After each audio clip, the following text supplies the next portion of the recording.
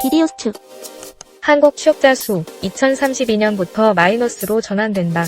한국은행이 발표한 최신 분석에 따르면 앞으로 7년 후인 2032년부터 우리나라의 추세 취업자 수가 마이너스로 전환될 전망입니다.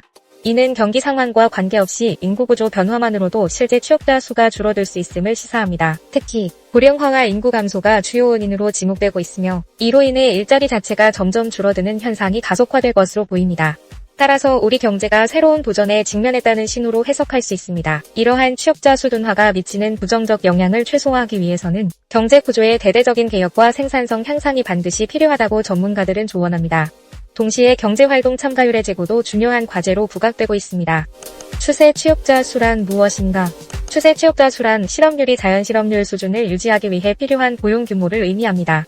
만약 이 수치가 음수로 돌아선다면 경제가 잠재 성장률 수준을 유지해도 실제 취업자 수가 감소한다는 의미가 됩니다. 한국은행 조사국 고용동향팀은 2032년을 기점으로 우리나라 취업자 수의 증가폭이 드디어 마이너스로 전환될 것으로 내다봤습니다.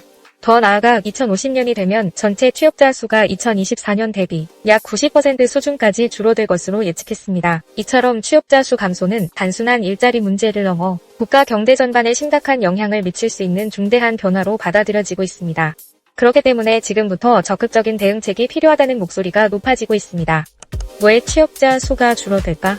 취업자 수 감소의 주된 원인은 인구구조 변화에 있습니다.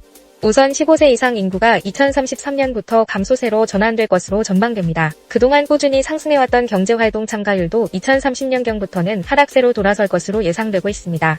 이런 인구구조의 변화는 노동시장 전체에 직접적인 영향을 미치게 됩니다. 결국 젊은층 인구가 줄고 고령층이 늘어나면서 일할 수 있는 사람이 점점 적어지는 상황이 현실화되고 있습니다.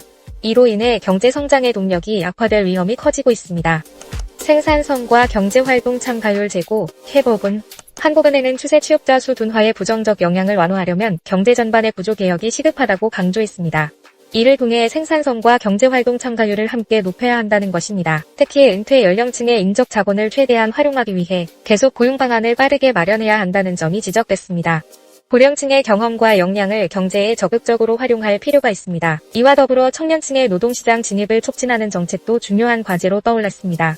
업무와 학업을 병행할 수 있는 제도를 확대하여 젊은 세대가 더 빨리 경제활동을 시작할 수 있도록 해야 합니다. 또한 첫 직장인 생애 소득에 미치는 영향을 줄이기 위해 노동시장의 이중구조와 경직성도 완화해야 한다는 의견이 나왔습니다. 청년들이 안정적으로 일자리를 찾을 수 있도록 제도 개선이 필요합니다. 여성의 경제활동 참가율 어떻게 높일까? 한국은행은 40대 여성을 중심으로 경제활동 참가율이 10여 년째 정체되어 있다는 점을 지적했습니다. 이에 따라 여성의 경제활동 참가율을 높이기 위한 실질적인 대책이 요구되고 있습니다. 일과 가정의 양립을 지원하는 유연근무제와 남성 의무 육아휴직제도의 적극 도입이 대안으로 제시됐습니다. 이러한 정책들은 여성의 노동시장 참여를 촉진하는 데 중요한 역할을 할 것으로 기대됩니다. 이처럼 취업자 수 감소에 대응하기 위해선 전 세대를 아우르는 다양한 정책이 필요합니다. 한국 경제가 직면한 위기를 기회로 바꾸기 위해 지금이 바로 변화의 시작점이 되어야 할 때입니다. 구독과 좋아요, 알림 설정으로 다음 컨텐츠를 빠르게 만나보세요.